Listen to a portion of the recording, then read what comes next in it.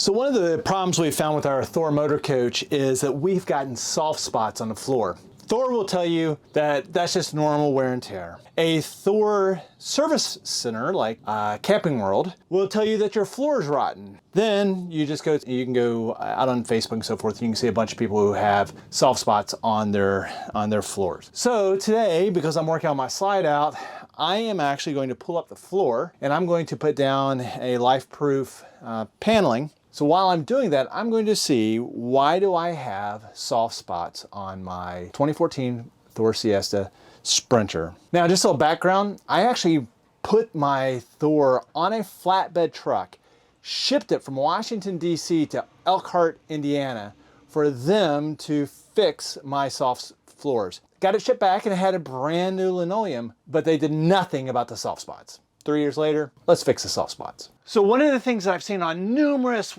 forums and websites is that Thor is synonymous with soft floors. Now this isn't water damage, it's not like that. It's the way that they actually put like a piece of paneling and styrofoam and paneling, and then that's how they shrink it together, and that's the floor. Well, as that foam or that styrofoam starts to break down, it gets soft. So let's see if I can show you a little bit. So I've cut up part of it, and this is an area it's really soft. You can see how soft this floor is. I mean, you know, you can push it with your finger. Typically in Thor, the high traffic area, so it's like real soft right here, comes back, super soft right here, and then into the bathroom, and it's fine. So how are we gonna fix this? I'm gonna use epoxy to repair the soft floor. All right, to give you a quick update, I'm getting ready to actually start applying the epoxy. Kind of want to lay out how I've done this, and saw a video, Canadian RV guy. I'll put a link down in the bottom. Go check that video out. So what I've done is I've marked out on the floor where all of my soft spots were located. And as you can see, mine went all the way into the bathroom. Now I've taken a 1/2 inch and I've drilled about 6 inches apart into a grid of the area where it is soft. All you want to do is just kind of go through this top layer and then down into the foam. Do not go through the bottom layer, which is exactly like this, because as soon as you do that, that means your epoxy will just dump out the bottom when you start applying it. I've got a lot of work to do, vacuum as I went along. Now let's start applying some epoxy. All right, it's pretty easy. It's if you get the pumps with the epoxy, it's one pump to one pump. So, and this will only last me about 30 minutes before it gets too hard to use. It's important to stir this for a minute.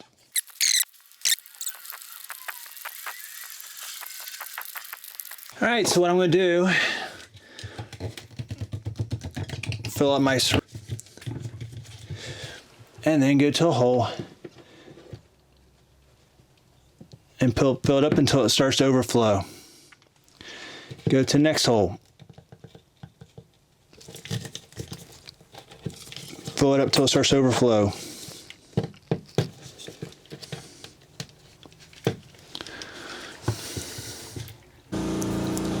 Good morning.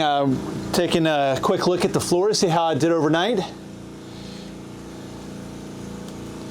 As you can see, I had a couple of areas in which I had to weight down yesterday just because they were bubbling up a little bit.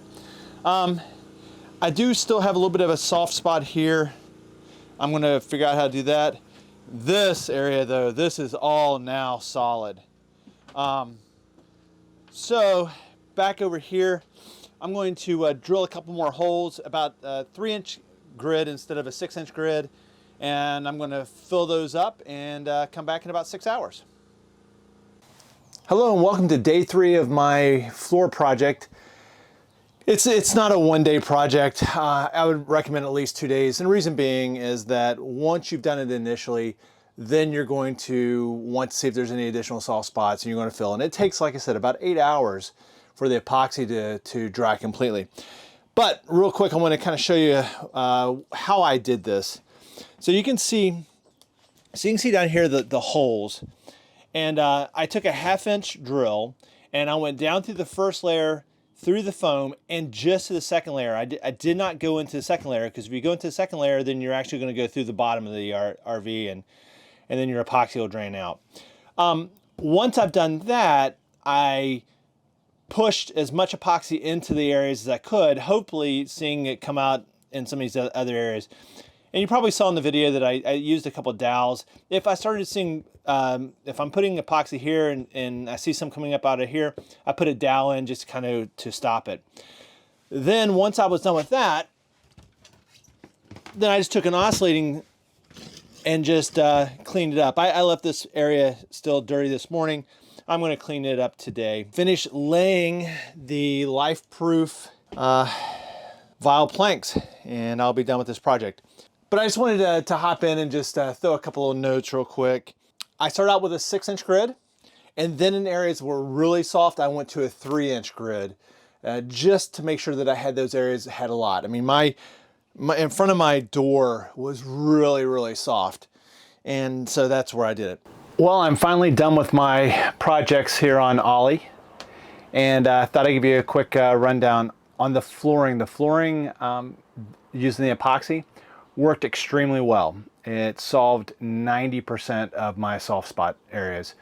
I had one area that was pretty large, and just didn't matter how much epoxy I stuck in there. It really it never fixed that. And that was in front of the slide out.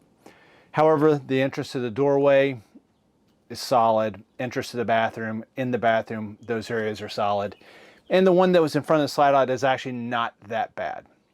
So if you're thinking about trying to repair the soft spots in your Thor flooring, the epoxy trick, it works.